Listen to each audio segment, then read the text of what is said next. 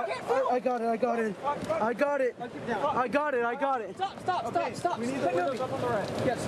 Move your head, Isaac. I got it on video. Oh, your head. Stop. Okay.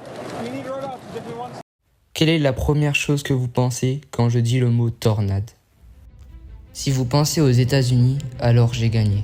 75% des tornades en une année sur Terre sont aux États-Unis. 1300 tornades en moyenne touchent le sol américain par an.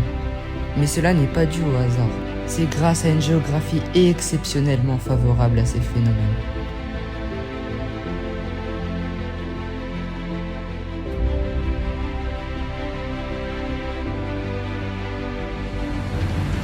Stop! Non, c'est faux. J'ai raconté des bêtises.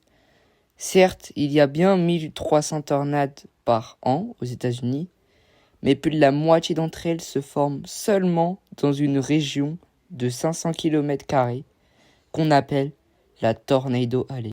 Mais alors pourquoi? Pourquoi la moitié des tornades dans le monde entier se forment dans cette région? Et bien en fait, c'est parce qu'il y a des facteurs qui la rendent très propice à la formation des orages et donc à la formation des tornades. Le premier facteur qu'on a, c'est l'océan Atlantique, qui est extrêmement chaud durant l'été, avec des pointes à 28, 29, 30 degrés. Ce qui ramène énormément d'humidité vers les plaines des USA et donc vers cette région. Le deuxième facteur qui joue en compte, c'est les reliefs, avec notamment les Rocheuses, qui sont les montagnes les plus hautes d'Amérique. Et le dernier facteur qui alimente ces orages est l'air froid en provenance de la Sibérie et du Canada, qui descend vers les plaines des USA, ce qui crée une différence thermique tellement gigantesque que la nature va essayer d'équilibrer tout ça en créant des forçages, surtout grâce au relief, ce qui va créer des orages et donc des tornades. Oh, your man. Stop. Okay. We need to run off if we want to stay with it.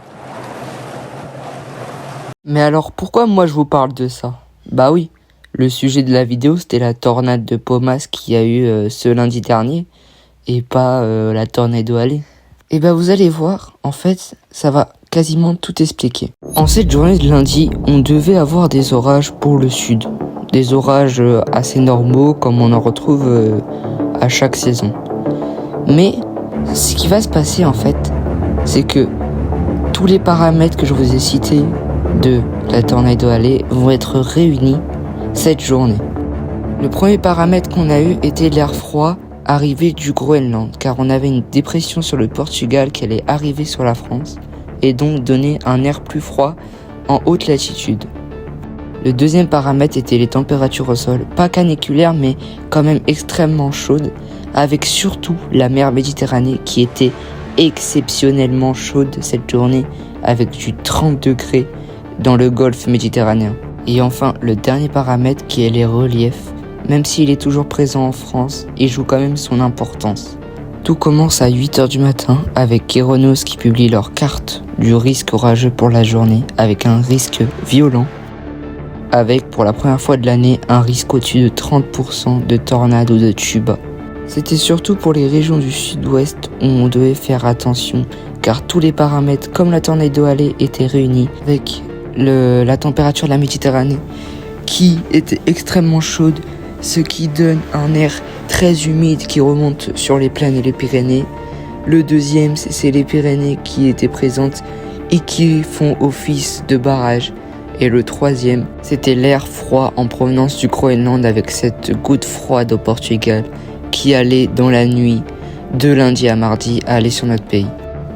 Pour être bref, tous les paramètres étaient réunis pour avoir une tornade en cette journée du lundi 24 août. Dès le début de la matinée, on avait déjà de grosses cellules actives, même si le plus gros était attendu en fin d'après-midi. Vers 15h, des cellules commençaient à se développer vers le sud des Pyrénées, mais c'est vers 16h qu'une cellule très inoffensive sur le radar commença à se développer avec un crochet visible sur le radar.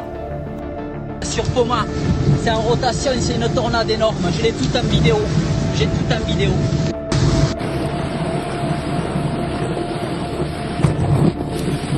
pense qu'il faudrait qu'on rentre, hein.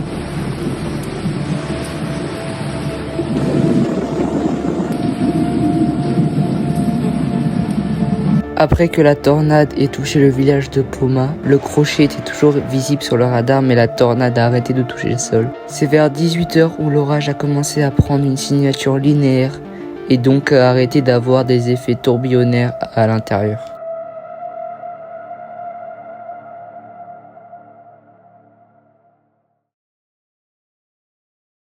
Merci d'avoir regardé ce documentaire, j'espère qu'il vous aura plu. J'espère vous avoir bien expliqué comment cette tornade a pu se créer. Je vous retrouve pour une prochaine vidéo, c'était Météo 26. Abonnez-vous, likez, etc. Ça ferait extrêmement plaisir. Ciao!